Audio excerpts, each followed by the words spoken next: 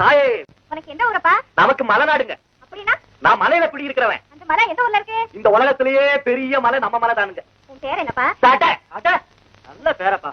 ஊருக்கு புதுசு போல இருக்கு. இல்லீங்க, இந்த ஊர் தான் நமக்கு மாமனார் ஊர். நமக்கு இந்த மருதையில தான் பொண்ணு எடுத்ததுங்க. ஓஹோ, சம்சாரியா நீ? பெரிய குடும்பி. அப்பா உன் சம்சாரம் இந்த ஊர்ல தான் இருக்கா? ஆமாங்க, ஒரு சம்சாரம் இந்த ஊர்ல தான் இருக்கா, இன்னொரு சம்சாரம் சொல்லப்பா, வெக்கப்படாம விவரமா சொல்லு. நமக்கு 2 பொஞ்சாதிங்க. 2 சம்சாரத்தை வச்சு எப்படி காலம் தள்ளுறேன்னு கேட்கறேன். ஐயோ, அது ஏன் கேக்குறீங்க? ஒரு பொஞ்சாதி என் தலைமையில உட்காந்துக்கிட்டு உயிரை வாங்குறா, இன்னொரு பொஞ்சாதி என் உடம்புல பாதி எடுத்துக்கிட்டு பிராணனை வாங்குறான். ரொம்ப அவசரம். கஷ்டம் கஷ்டம். புள்ள குட்டி ஏதாவது இருக்கான்னு கேட்டேன். புள்ள ஒண்ணு குட்டி ஒண்ணு.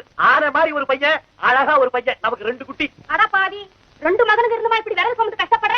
ஏப்பா, பையன்களை வேலை வெட்டிய பார்க்க சொல்லிட்டு நீ செவனேன்னு உட்கார்ந்து ஓய்வு எடுத்துக்கிறப்படாது. செவனேன்னு நானே எங்க ஓய்வு எடுக்கிறது? அந்த செவன் தானே நம்மள இந்த பாடுபடுத்துறேன்.